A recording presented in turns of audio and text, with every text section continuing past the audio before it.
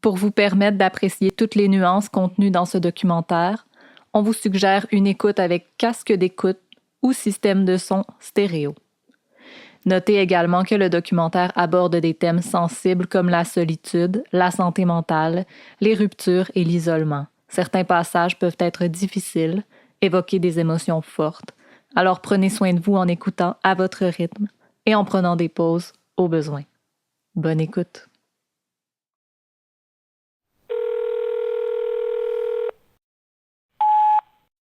Allô, j'espère que vous allez bien. Je vous envoie un message vocal sur la solitude.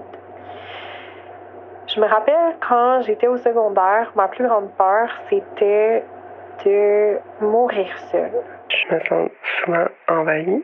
Je me sens souvent qu'il y a trop d'informations, trop d'attentes, qu'il y a trop de bruit, mais pas dans le sens de son, mais dans le sens de choses à dire, réponses à donner, réponses que j'attends que les gens me donnent.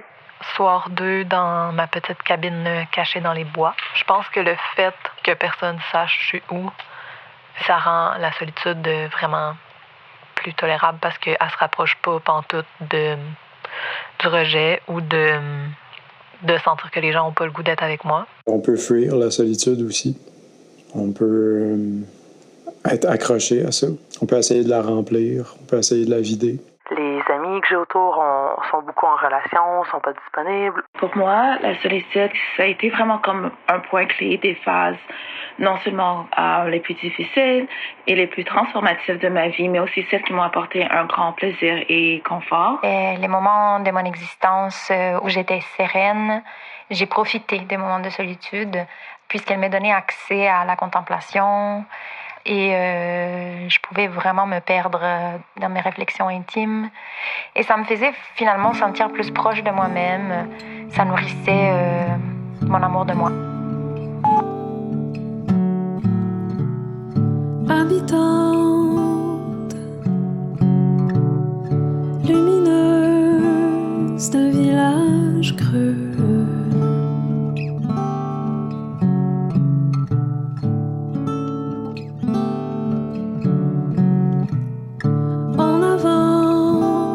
ébouriffé par nos nuances, une lourdeur dans les bras, vigoureuse même sur une pente descendante, même empêtrée dans nos délicatesses. On apprend à se déplacer, yeux fermés au-dessus des barrières.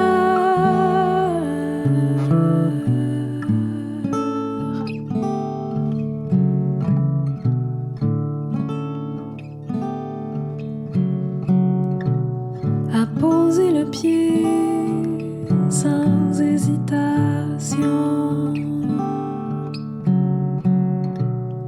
sur du fragile, du mouvant, être légère pour ne pas couler à pic.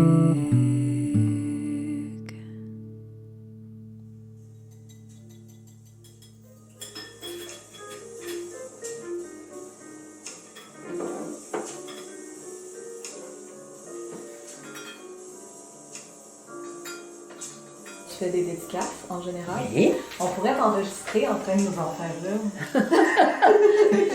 Je suis très silencieuse quand je fais ma dédicace. Le du crayon. Bon. Ouais. C'est une belle édition. Hein?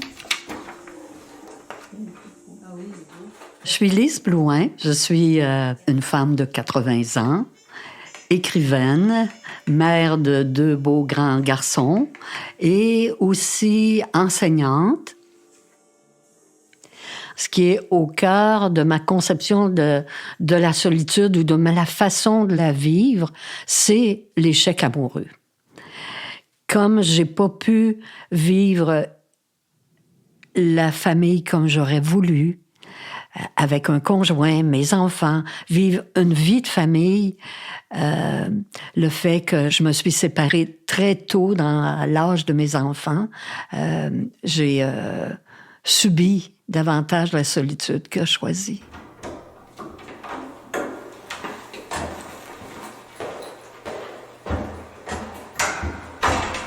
En ayant un enfant bébé seul, faut penser à toutes les nuits blanches qu'on passe. Cet enfant-là a fait ses nuits à 3 ans. Moi, je travaillais à temps plein aussi à travers ça. Alors, c'était un défi d'organisation. Je dormais peu et il fallait que je me rende au travail.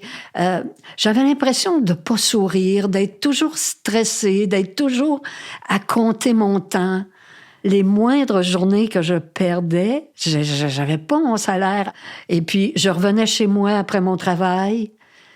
J'allais ramasser le petit à la garderie. J'arrivais chez moi, j'étais en campagne. Je me créais aussi des problèmes en restant éloignée de mon travail. Je descendais les enfants. Et puis là, j'ai oublié le lait. Il faut que je retourne au village. Ça a été une période de défi. Oui.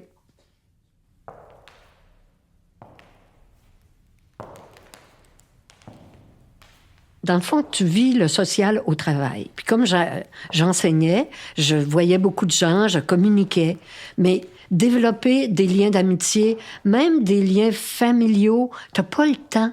J'aurais espéré avoir, par exemple, des amis qui vivaient la même chose, puis qu'on se réunisse. C'était plus avec mes sœurs, quand on avait le temps, parce qu'on avait des enfants du même âge. Ça facilitait à certains moments. Mais dire que je développais des liens d'entraide, non, c'est pas arrivé.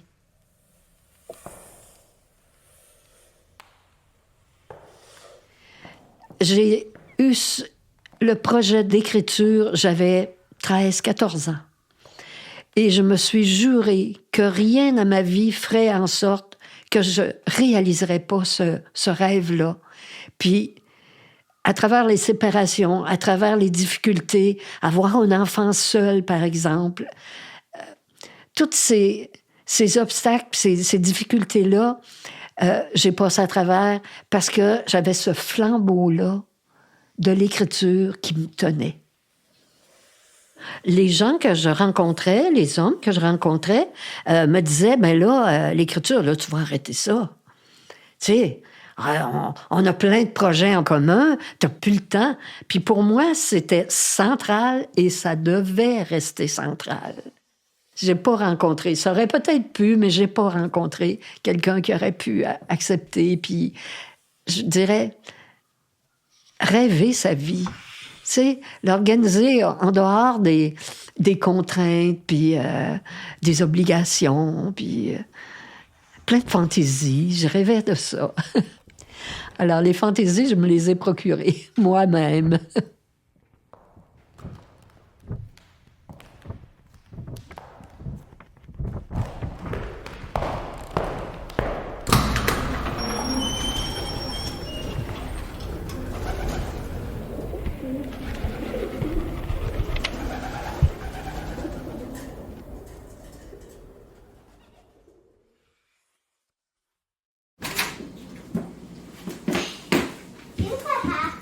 Papa est en bas. Comment ça a été aujourd'hui? J'ai mangé du gâteau. Du gâteau? À quoi? Avec beaucoup de bonbons. Des petits. Je m'appelle Marianne Casselot, je suis philosophe féministe. Je vis à Saint-Casimir depuis maintenant presque 3 ans. Je suis originaire de Montréal. Je suis une militante féministe quand même depuis une 15aine d'années. Mets-le sur le crochet comme tu fais à la galerie, s'il te plaît. Mon rapport à la solitude a toujours été un rapport essentiel, fondamental pour moi, mais il y a eu une évolution avant et après être devenue mère. Donc, les premiers mois de la grossesse se sont passées dans un enthousiasme très grand, une belle joie, puis paradoxalement, une volonté d'être plus sociale aussi. Donc, je me suis dit, Marianne, t'es très introvertie, t'es très solitaire, essaye de faire un effort pour aller vers d'autres personnes enceintes pour essayer de partager des expériences. Donc, ça, c'était janvier-février 2020. Cette volonté-là ne s'est pas réalisée puisque la pandémie est arrivée en mars 2020. J'avais besoin d'un réseau social pour un peu vivre ma grossesse. Puis ça, j'ai pas eu accès à ce réseau-là. Mais on avait la chance d'être un noyau. Mon conjoint et moi, on vit très bien ensemble, puis on a 2 rapports à la solitude qui sont très complémentaires. Donc, on pouvait être dans le même lieu, mais avoir des besoins d'être seul, puis c'était très, très correct aussi. Un besoin d'être seul, mais besoin d'être ensemble en même temps. Ça va? Es-tu de bonne humeur? Oh, pareil! Qu'est-ce que tu veux? Ouais, on va revenir. Maintenant que je suis devenue parent, je dirais qu'il y a toute la notion de dépendance puis d'interdépendance qui vient vraiment rentrer en jeu dans mon rapport à la solitude. Puis qu'est-ce que je veux dire par là? C'est que j'ai besoin d'être seule pour être une bonne mère et être une bonne conjointe, être une bonne, je sais pas moi, voisine ou de pouvoir vivre en communauté, vivre dans le noyau familial. Il faut que j'aille des moments pour être seule, pour recharger mes batteries si on veut.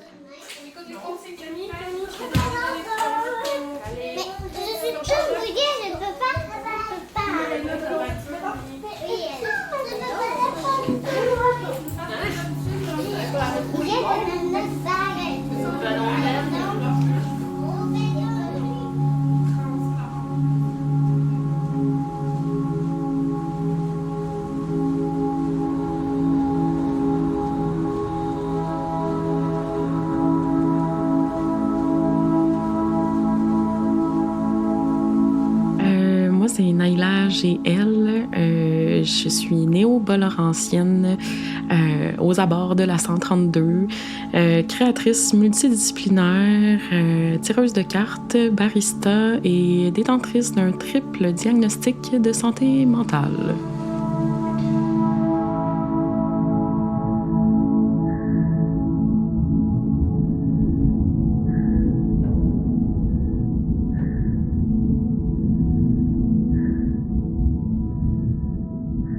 Je vais toujours être confrontée à un peu de solitude subie parce que je prends pour acquis que les gens savent pas comment être présents pour supporter des gens qui ont des diagnostics de santé mentale difficiles.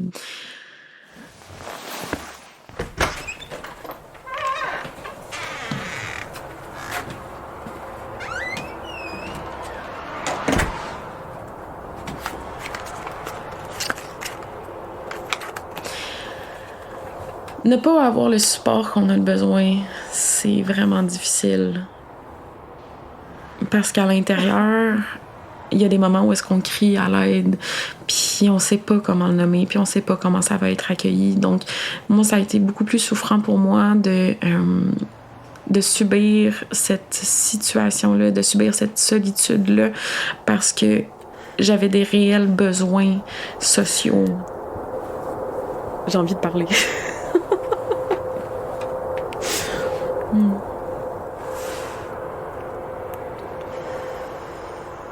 J'ai vécu une rupture amicale aussi vis-à-vis mes problèmes de santé mentale. T'sais. Fait que il y a vraiment un clash entre les gens qui veulent être là, qui sont maladroits, puis des gens qui veulent juste pas être là. T'sais. J'ai clairement été confrontée au moment où est-ce qu'il y avait pas de communication possible, où est-ce qu'on se comprenait pas, où est-ce que même si je nommais mes besoins, on n'arrivait pas à y répondre. T'sais. Puis au fil du temps, j'ai fini par arrêter d'espérer, arrêter d'avoir des attentes, puis de prendre pour acquis que les gens ne seront pas là. Que si moi j'ai besoin d'eux, il va falloir que je fasse la démarche, que c'est moi qu'il va falloir qu'il y aille. Puis c'est le fait de devoir gérer l'impuissance de quelqu'un d'autre pour essayer de m'aider, je préfère me retirer puis choisir ma solitude à ce moment-là. Fait qu'aujourd'hui, je le vis vraiment mieux parce que en arrêtant d'avoir des attentes, ça permet de s'autonomiser dans sa propre solitude, de se donner ce que les autres, ce qu'on aimerait recevoir des autres, s'offrir ce qu'on n'a jamais reçu finalement.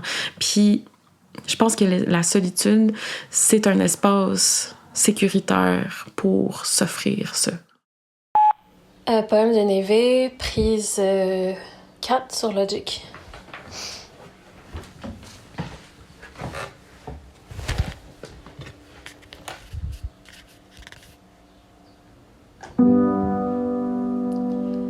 Je passe mon temps à soigner les limites de mon corps, bien réel et pourtant abstraite.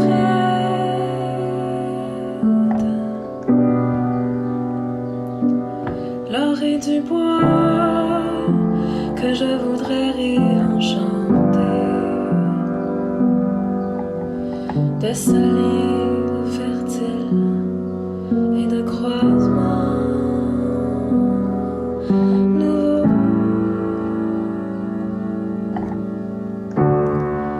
Quelque part entre le soin palliatif et la convalescence, j'oublie si le jour se lève ou prend sa retraite.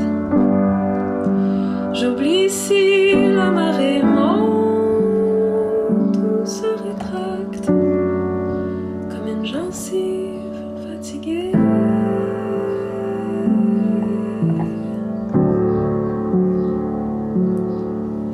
Et je suis laissée à moi-même, désorientée, un air vif, à deviner ce qui arrive si je ferme les yeux.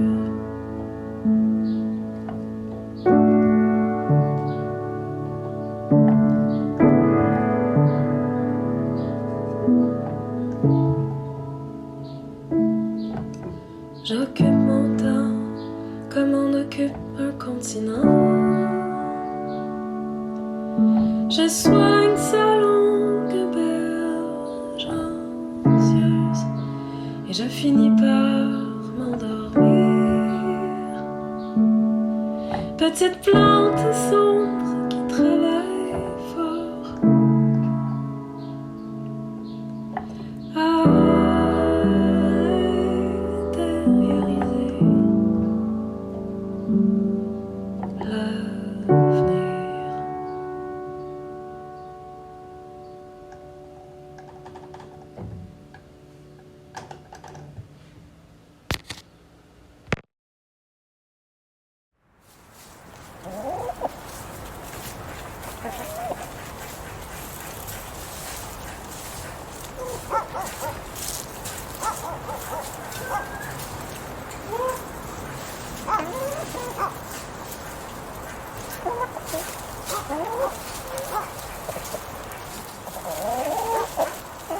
Je suis Camille, je vis dans une maison centenaire dans l'Anaudière et je vis avec un chien, un chat, des poules et des personnes de passage. J'ai l'impression d'être dans un espace qui est un peu magique parce que il est au milieu de la forêt, mais à la fois on entend les gens qui vivent aussi à côté. C'est une maison jaune avec un toit vert qui a une histoire et je pense qu'elle se ressent. C'est un espace où il y a des oiseaux, il y a de la vie. C'est un grand terrain, la maison craque parfois. Je suis née en France et je suis partie la veille de mes 21 ans. Je suis partie, je pense, pour fuir certains événements. Et dès la fin de mon université, on regardait pour potentiellement acheter une maison avec mon amoureux de l'époque. Et dès la première visite, ça a été un appel, un coup de cœur. Et on a acheté, c'est comme ça qu'on est venu ici à Saint-Alphonse. Et je me souviens qu'on déménageait le dimanche. Mon amoureux, à ce moment-là, travaillait directement le lendemain, le lundi. Et je suis arrivée dans cette maison, je me souviens que j'avais pas de chaise, pas de table, que je vais manger mon premier repas sur les escaliers. Et je me suis dit, pourquoi j'ai fait ça ?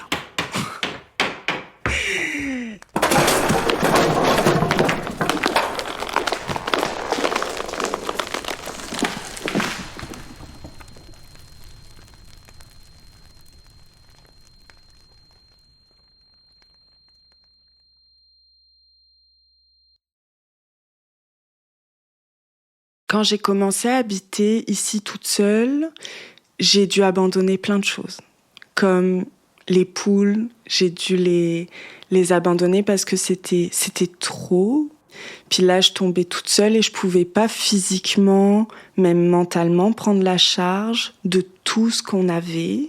Même si au début, c'était un rêve à deux, il y avait quand même 50% de ce rêve qui m'appartenait. Et j'avais la possibilité de faire que ce rêve devienne 100% le mien. J'allais souvent voir une amie à Saint-Émilie de l'Énergie qui avait eu à peu près la même histoire que moi de séparation, tomber toute seule. Elle, c'était aussi un énorme terrain. Et donc, on s'est beaucoup, toutes les deux, partager nos histoires. Et je sentais que ma notion de sociabilité, ça durait que quelques heures. Et après, il fallait que je parte. Il fallait que je retourne chez moi.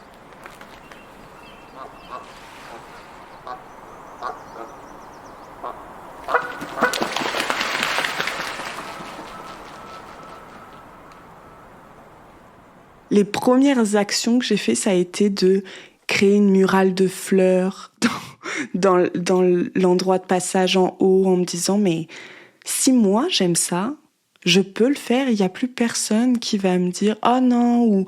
ou créer une négociation, ou faire des compromis. Les compromis, ils n'existaient plus, et ça a été comme ma première grande liberté. Et je me souviens que cette année-là, ça a été une année particulièrement intense parce qu'il y a eu des tempêtes et donc, notamment, dès que je suis tombée toute seule, un mois après, il y a eu une tempête de glace qui fait qu'il y a une énorme branche qui est tombée d'un des pins en avant et qui est tombée sur le toit, faisant un trou de bord en bord dans ma chambre. Il y a eu une panne d'électricité pendant 4 jours, il y a eu mes tuyaux qui ont gelé, il y a eu un feu dans la cheminée, et il y a eu plusieurs fois où je me suis dit, en fait, j'y arriverai jamais.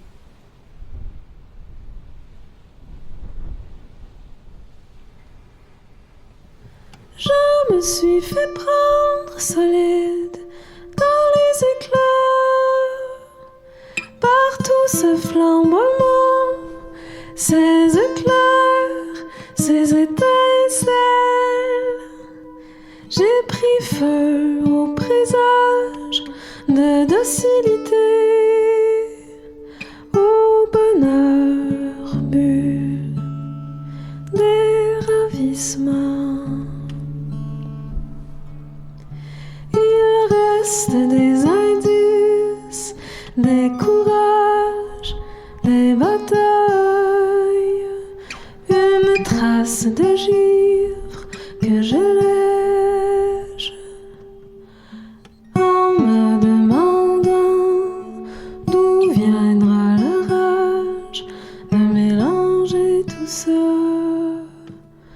à grands coups de pelle, de métal gelé raide dans le banc de neige.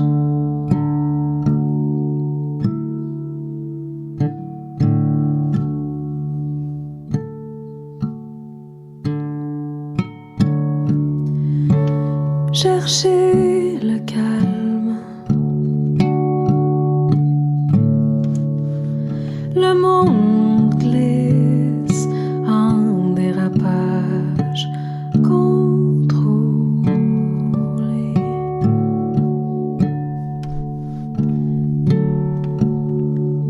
S'asseoir en silence, tout tout s'affaisse.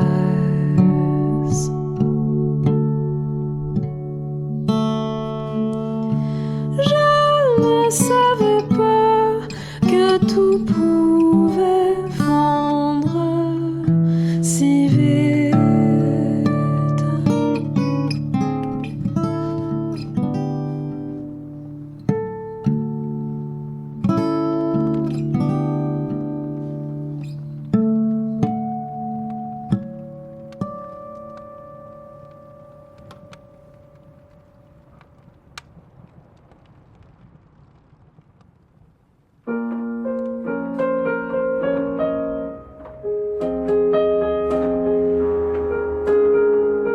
Je m'appelle Anne, j'ai grandi dans les Laurentides. J'ai vécu une 12aine d'années à Montréal. J'ai déménagé à Rimouski toute seule par moi-même. C'est vraiment plus confrontant que ce que je pensais. C'est un sujet qui est vraiment difficile à aborder, la solitude, parce que c'est super vulnérabilisant, c'est pas sexy de se montrer dans nos parties les moins autonomes, les moins indépendantes. Quand je suis arrivée il y a 3 ans, j'avais l'impression que c'était une question de temps avant de construire des relations significatives. Quand je parle d'amitié proche, je parle pour moi d'un partage de vulnérabilité. Pour moi, c'est assez central, en fait, dans la construction de la proximité puis du sentiment de sécurité affective. C'est ce partage-là de nos vulnérabilités respectives, de notre capacité à être authentique l'une envers l'autre, de savoir que l'autre va être là pour soi puis que nous, on peut être là pour l'autre.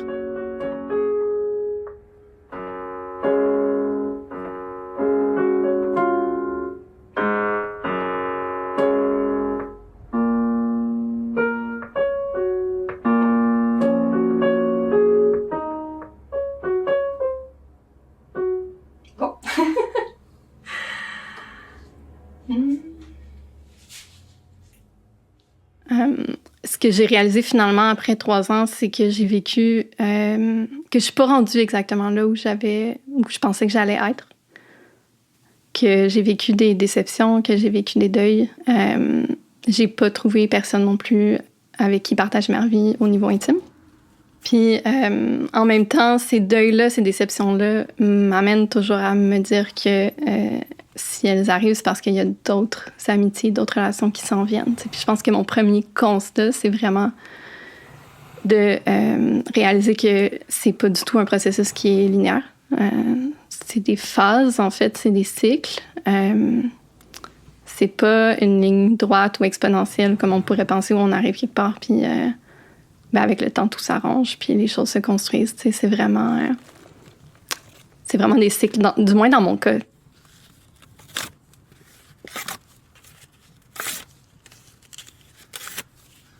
Je suis dans une période de ma vie où je cherche aussi à définir davantage c'est quoi mes besoins, c'est quoi que je veux intégrer dans ma vie qui va sentir que je me sens moi-même, puis que je me sens nourrie, valorisée, à ma place.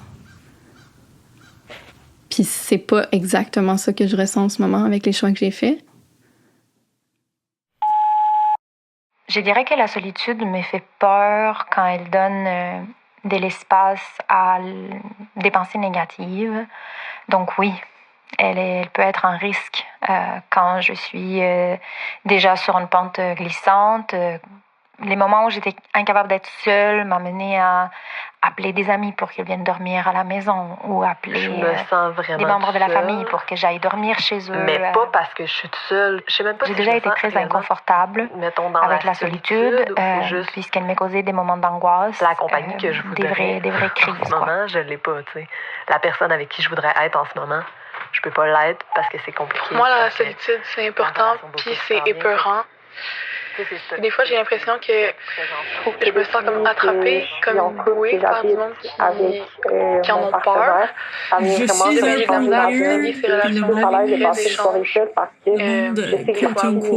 normal, public régulier. J'aime pas la réflexion. J'aime pas tant ça, ma brand de weird, des fois.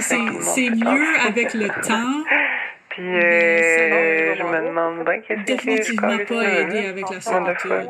C'est comme des relations, comme du monde qui mène, un objet, quelque chose. démontrer un attachement, une volonté Si j'ai rien de planifié, s'engager avec moi. Puis I would justify this by saying that I was a solitary individual. Je peux pas tolérer, sors de ma vie. But if you have no one to, that you really want to hang out with, are you lonely or are you solitary?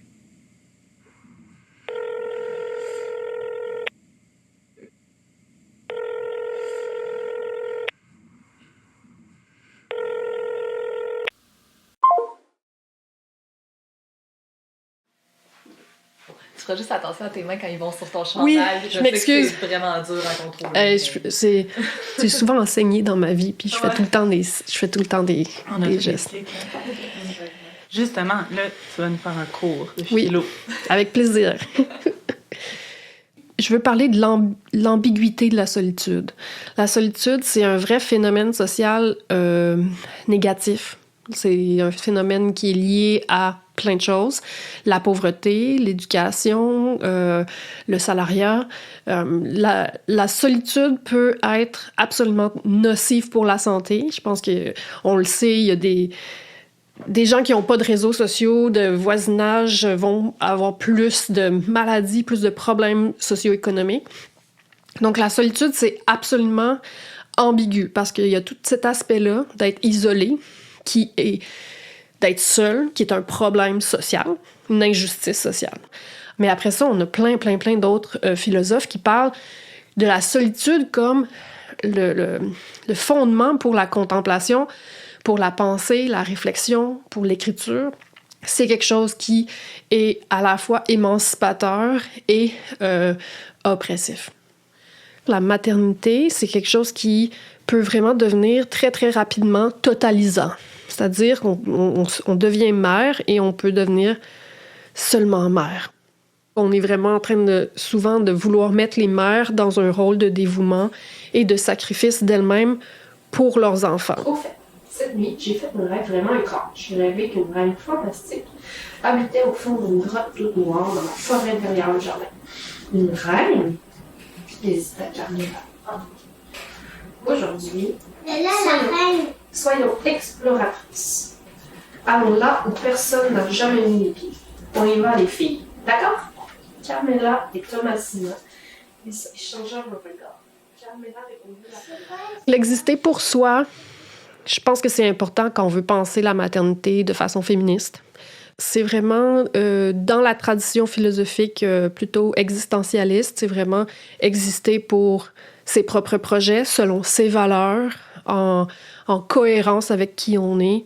Je fais le lien entre l'exister pour soi puis la solitude dans les moyens qu'on prend, mettons, comme parents, pour se délimiter des moments pour nos projets, notre identité, nos valeurs, pour que le contour de notre subjectivité reste, clair. Je voulais aussi rajouter le contexte socio-économique actuel est absolument un gros obstacle pour ça, pour l'exister pour soi, pour pouvoir s'émanciper, se développer, ben ça prend du temps, puis le temps présentement, personne n'en a. On est surchargé par le travail, on est surchargé par toutes les politiques conservatrices qui prennent de l'ampleur, qui bouffent les acquis sociaux aussi. Fait que voilà, ça c'est ma réponse aussi. Je pense que c'est une réponse qui peut pas être complètement juste philosophique.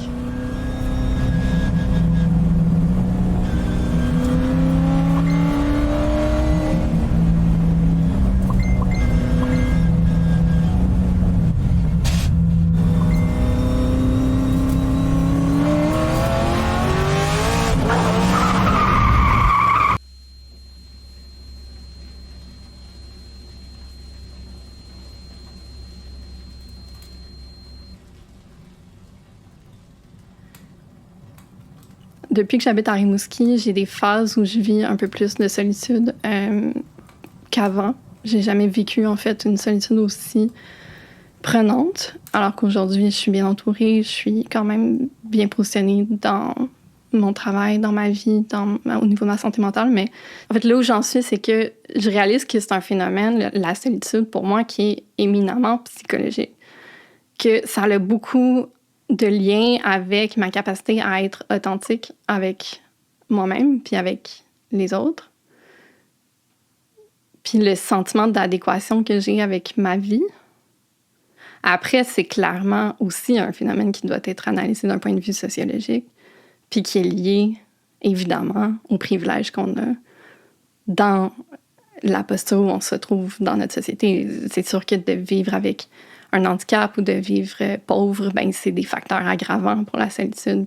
Fait que, tu sais, évidemment, c'est super important d'analyser la solitude d'un point de vue sociologique, mais mon constat, c'est que c'est aussi un phénomène qui transcende la sociologie, puis que c'est quelque chose d'éminemment personnel que tous les gens peuvent vivre à différentes phases de leur vie. Peu importe à quel point tu es sociable, peu importe le nombre de personnes qui t'entourent, puis peu importe les privilèges que tu as, en fait.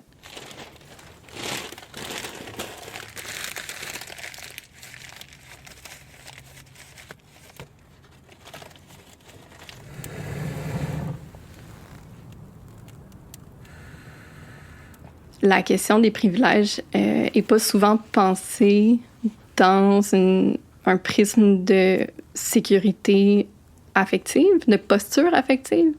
Puis le fait que moi, par exemple, je sois quelqu'un qui a présentement des parents essentiellement absents, que j'ai pas de famille avec qui je crée des liens nourrissants. Le fait que j'aille pas réussi à reconstruire une relation amoureuse ou intime avec quelqu'un depuis ma dernière longue relation pour différentes raisons vraiment complexes fait en sorte que je suis aussi dans une posture beaucoup plus insécure puis qui crée cette solitude-là, puis c'est des privilèges que j'ai pas.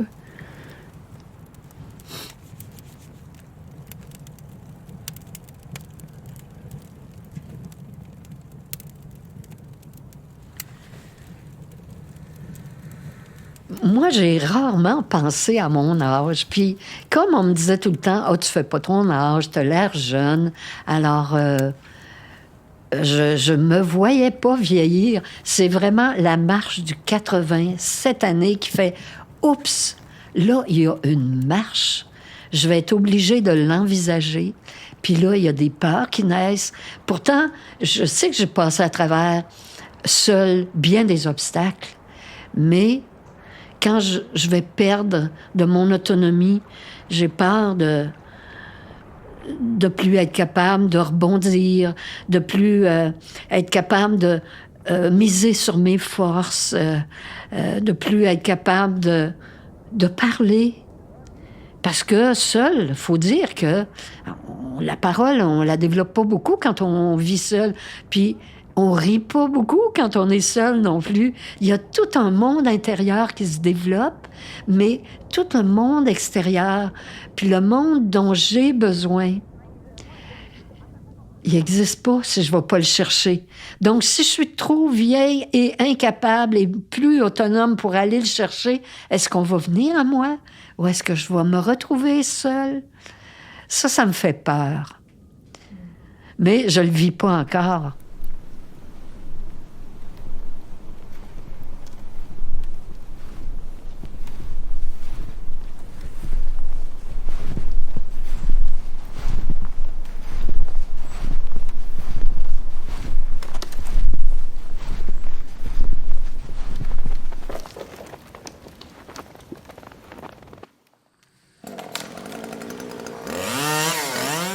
Je chauffe principalement au bois ici, donc j'ai besoin de 12 cordes. Et quand les livreurs venaient me voir, ils venaient me voir après en me disant « Ah ben j'espère que ton chum va t'aider à corder ». Et c'était tout le temps une agression.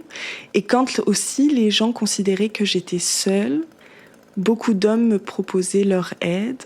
Et je sentais que cette aide-là, elle n'était pas forcément bienveillante. Elle était tout le temps dans le questionnement de « Ah mais est-ce qu'elle va y arriver ?» Et j'ai eu des moments où c'était tellement violent pour moi que j'avais la sensation de devenir une personne violente. que je sortais de chez moi en imaginant que j'avais des guns imaginaires et je gunnais les gens dans ma tête.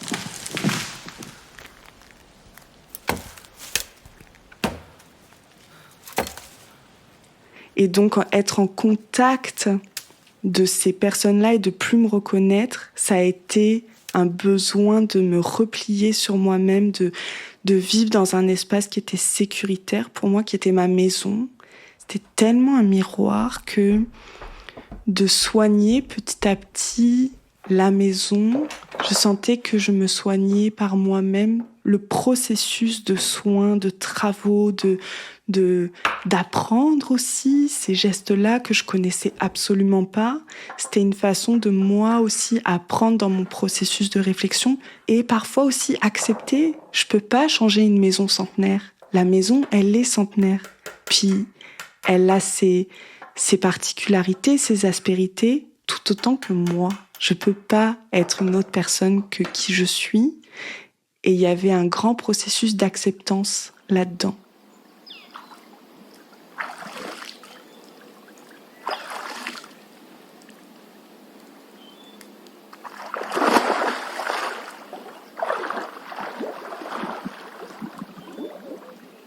Quand je parle de solitude, c'est la solitude même dans des événements où les gens se rassemblent. Par exemple, Noël, les anniversaires. Ces événements-là, je les ai vécus seule, chez moi, avec mon chien, mon chat. Et c'est comme si j'existais pas dans des choses qui étaient matérielles comme des photos. Et donc, je me suis mise à documenter toutes les actions que je faisais dans ma maison, qui étaient autant de la réparation, mais autant de la vie quotidienne, ou les animaux qui passaient sur le terrain, documenter aussi mes périodes où je faisais rien, les périodes qui revenaient de façon très cyclique. Ma première baignade, mes façons de faire la vaisselle aussi. Et je pense que c'était un cadeau pour moi-même. Et une façon pour moi de me rendre compte que j'existais. J'existais, ouais.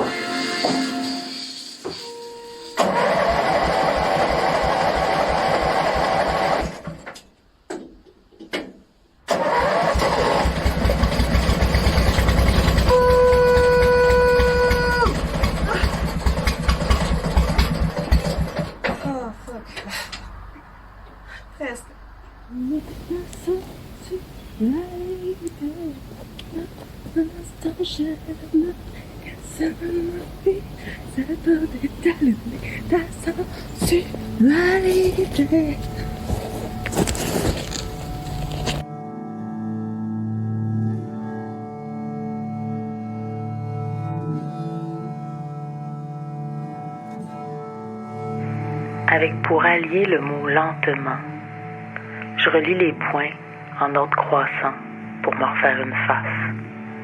Je ramasse le brin de scie, désosse les jours et crache les arêtes.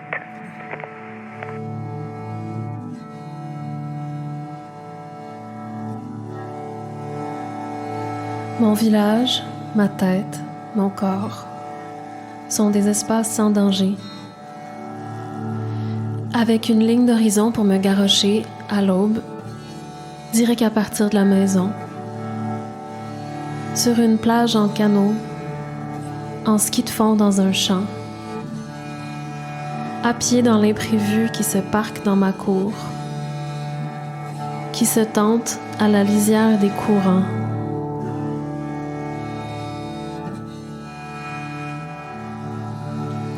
Une ligne d'horizon, un ciel immense, où me pitcher jusqu'aux genoux. Lacets détachés, cheveux lousses, dans les odeurs de sapin.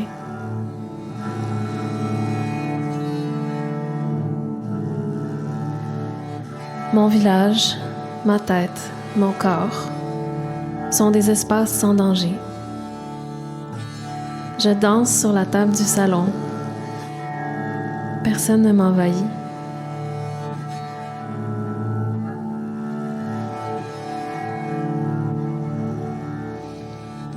La souffleuse passe. Les chemins sont accueillants. Les entrées déblayées. Le soleil tout nu s'étend par terre. C'est bien parfait comme ça.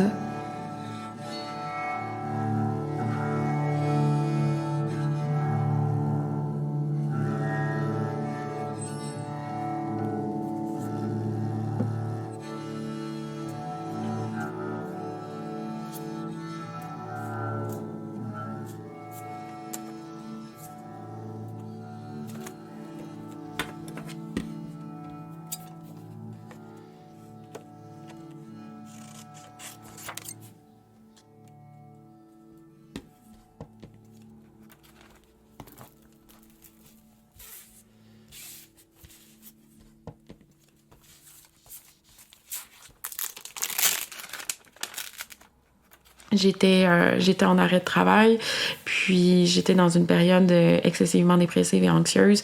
Et juste le fait de me faire demander comment tu vas aujourd'hui était un déclencheur qui pouvait m'amener dans une crise de panique, là. Puis je cravais en même temps qu'on me pose cette question-là, qu'on me voit, qu'on me reconnaisse, qu'on me supporte. Quand on est traumatisé, on les connaît plus, nos besoins. On devient complètement inconnu à nous-mêmes. Puis on a besoin, je pense, en tout cas pour moi, ça a été vraiment nécessaire que j'ai un besoin de solitude pour apprendre à me reconnaître à travers ça, de me voir, hey, je suis qui moi sans mon trauma?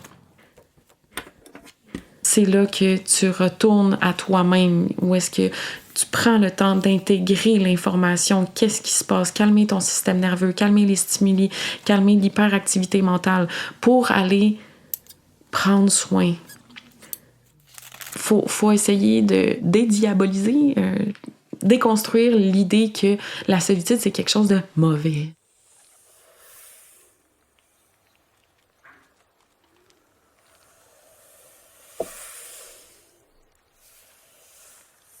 Moi, mon projet d'écriture, j'ai toujours voulu le conserver, tout le temps. Quand mon dernier enfant est né, puis que j'étais toute seule, à travers mes nuits d'insomnie, j'essayais de me tirer quelques petits moments pour l'écriture, parce que au moment où j'écris, il n'y a jamais de solitude là-dedans.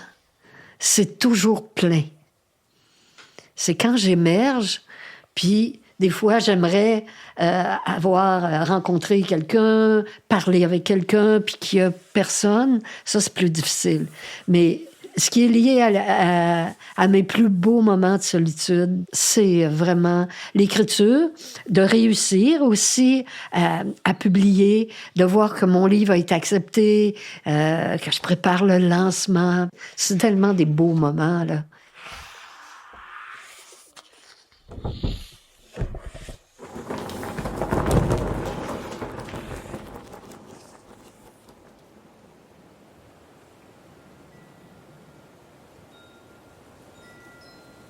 Ma grand-mère m'a appris à me féliciter, me reconnaître, m'aimer, tu sais. Puis, elle m'a souvent dit, regarde-toi dans le miroir, donne-toi une petite tape dans le dos. Bravo, Naila, t'es là, tu sais. T'es juste là. Puis, je pense que ce qui m'a vraiment le plus aidé à accepter mes états dépressifs, ma solitude, ma souffrance, c'est l'autocompassion, vraiment. Puis c'est simplement d'essayer de s'aimer. Finalement, c'est de m'offrir tout l'amour, toute la compassion, puis la fierté que j'aimerais recevoir. C'est ça qui m'aide. Puis c'est dans la solitude que j'arrive à créer ça, en fait. Je me sentais totalement envahie, puis cet envahissement en fait de de pas pouvoir gérer seule, d'avoir la sensation que j'allais jamais y arriver, le découragement, les sensations comme ça ont été dures. Je regarde en arrière et je me dis « Oh my God !» Moi, je sais ce que j'ai vécu à ces moments-là. La détresse, le désarroi. Et pourtant, j'ai réussi à dépasser ça.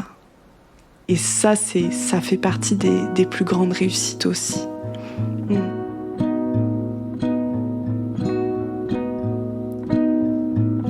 Regard planté, vaste, dans la splendeur alentour, qui m'attire à l'anguille, me tend les bras. Hier, j'ai passé toute la journée toute seule. Je me suis réveillée puis je me suis couchée toute seule. Puis j'ai aimé ça. Fait que, ouais, je suis pas choquée, mais ça a vraiment bien été hier. Là, je pense encore la journée toute seule. Peut-être ça va être un petit peu plus tough. Là, je pense que je vais reach out parce que tout de suite, ça commence à être beaucoup. Je les referme autour de mes hanches, à fendre, à grands coups d'activité auxquels je consens. Activité qui s'exploite bien dans la nature environnante, dans la volonté d'être libre, mais pas tout le temps. La volonté d'être libre, mais pas tout le temps.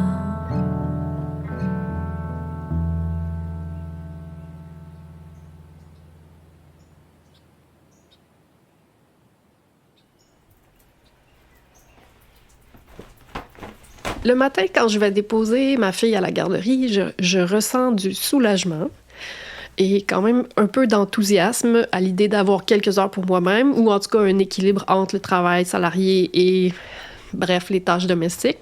Mais je ressens une très grande joie quand je vais la chercher le soir à la garderie aussi. C'est une réalité que j'ai vraiment compris quand je suis devenue parent. D'avoir des sentiments contradictoires, en même temps, vécu dans la même journée, j'étais pas prête pour ça. Je trouve ça vraiment intéressant comment la parentalité nous fait découvrir des aspects inédits de soi-même, des façons d'exister qu'on connaissait pas de soi-même. Bref, voilà. Collation, Mimi? Non, j'ai pas besoin de snack. T'as pas besoin de snack? Quoi? Snacky snack. Hey, snacky snack toi-même. Snacky snack, petit snack. Le recul que je fais sur ma vie par le biais de ce thème-là fait en sorte que je me dis, j'ai voulu tenir à certaines choses, puis même si j'ai pas réalisé la famille idéale, il reste que avec mes 2 garçons, on forme une famille soudée. On a vraiment des très beaux échanges, puis une belle relation. Donc, c'est réussi aussi, tu sais.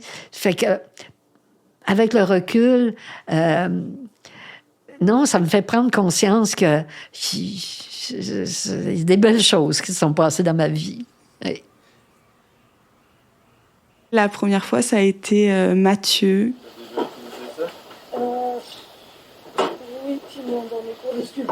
Lui, il m'avait écrit en me disant « Hey Camille, ça me tente de venir passer un week-end, je vis très mal la ville. » J'étais « Ah bon, ben d'accord, ok. » Et cette fois-là, je me souviens qu'il avait tellement neigé.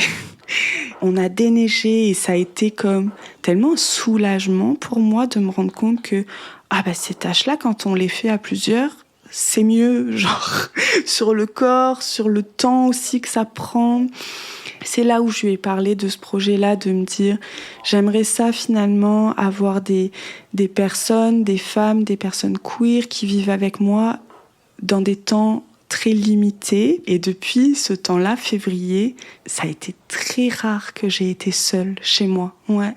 Je pense que maintenant, j'arrive à dire « Ah ben, j'ai plus besoin de tout l'espace pour me sentir dans ma bulle. » Et ouais, j'arrive à cultiver et tout autant avoir la sensation de plus me sentir seule en compagnie de personnes qui vivent avec moi. Ouais.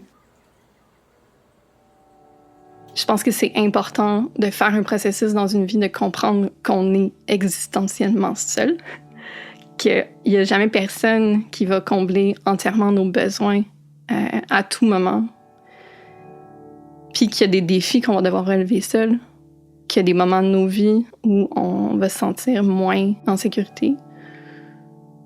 Puis c'est important qu'on fasse tous et toutes un processus d'acceptation de cette solitude existentielle, puis que ce processus-là peut être super positif aussi, pour qu'on soit capable de confronter certains moments, certains défis de nos vies, qu'on soit capable d'appréhender la mort aussi de manière sereine, puis que ça enlève pas le fait, en fait, que on a quand même tous et toutes un besoin universel et vital de connexion, puis de sécurité affective.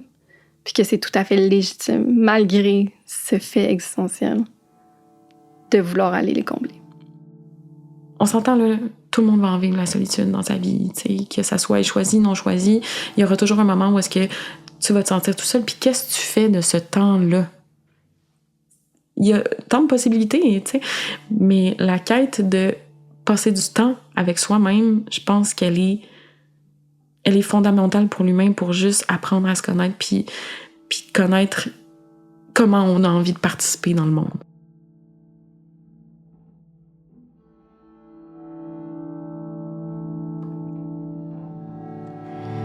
La solitude est un concept riche. C'est à rebours qu'on y accole plein d'éléments positifs. L'autonomie, la liberté, la résistance, l'ingéniosité. Mais quand on l'éprouve au présent, qui plaisait, au seuil de la vieillesse, l'anxiété pèse parfois si fort sur les poumons qu'on respire difficilement. Elle génère aussi des idées de fuite, jusqu'à la noirceur totale. Pour rebondir, cela demande beaucoup de confiance en soi, beaucoup de détermination et de révérence, de respect face à la vie également, puisqu'on devra le faire seul. Je suis Camille Blachot. Je m'appelle Marianne Casselot. Je m'appelle Anne. Moi, c'est Naïla G.L. Je suis Lise Blouin. Une poussière minuscule dans l'univers à travers des milliards d'individus qui tentent de vivre debout.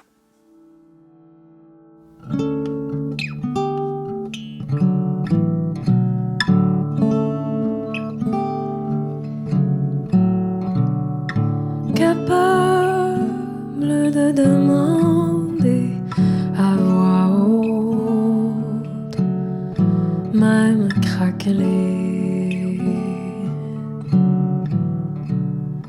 Prends-moi dans tes bras, ma tête sur ta poitrine,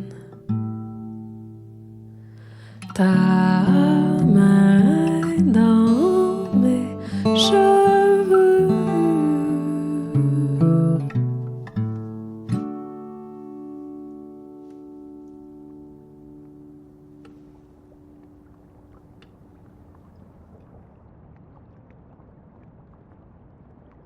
Vous venez d'écouter Pour essayer de m'entendre, un documentaire sonore signé Alexandra Turgeon et Laurie Perron. Les poèmes contenus dans le documentaire sont tirés de Habitante d'Annick Arsenault, de Poèmes dégénérés de Névé Dumas et de Chauffer le dehors de Marie-André Gill. À la scénarisation, à la réalisation et au montage, Alexandra Turgeon et Laurie Perron. À la prise de son, Alexandra Turgeon, Laurie Perron, Sylvaine Arnaud et Eugénie Jobin. À la conception sonore, Sylvaine Arnaud et Eugénie Jobin. Composition musicale, Eugénie Jobin. Mixage et matrissage, Sylvaine Arnaud. Merci à Lise Blouin, Camille Blachot, Marianne Casselot, Naïla GL et Anne pour vos voix et vos histoires. Merci aussi à Valérie, Corinne, Sandrine, Nicolas, Marina, André et Camille. Comme même les projets sur la solitude demandent le travail de beaucoup de personnes pour être réellement mis au monde, on tient aussi à remercier Marie-André Gill d'avoir joint sa voix à ces mots dans le cadre du documentaire. Merci à Camille Blachot de nous avoir donné accès à ses archives visuelles et sonores. Merci à Isabelle Gagnon et Nicole Cardinal pour l'accueil. Merci à la famille de Marianne, au personnel du Café Cassegrain et au coloc de Camille de nous avoir permis d'enregistrer dans leurs environnements. Merci également à Geoffrey Côté pour le formatage des fichiers audio, à François Pinet-Forcier de Son Hybride pour le matériel et les conseils techniques, à Anouk M. Renaud pour les conseils à la diffusion et à Marc-Antoine Sévigny pour le support au montage. Merci à toutes les personnes qui ont enrichi nos réflexions en répondant à notre appel de témoignage. Merci aux personnes et aux nations protectrices des territoires qu'on a traversés tout au long de notre processus. Merci aux amis qui nous ont soutenus par des discussions ou du support émotif dans les moments difficiles qui ont ponctué la création. La plupart des sons contenus dans l'œuvre ont été enregistrés par notre équipe. Certains sont aussi issus de la bibliothèque de sons soundsnap.com. Une liste des textes et œuvres consultées au courant de nos recherches est disponible sur notre site web pour celles qui voudraient plonger aussi profondément qu'on l'a fait dans le sujet. Il suffit de visiter le toutoutpantoute.com. Nous remercions le Conseil des arts du Canada pour son soutien et nous vous remercions d'avoir été à l'écoute. N'hésitez pas à nous écrire par courriel au toutoutpantoute@gmail.com ou via nos réseaux sociaux pour nous faire part de vos impressions. Vous pouvez aussi nous laisser des étoiles sur vos applications de balado-diffusion préférées. Au plaisir!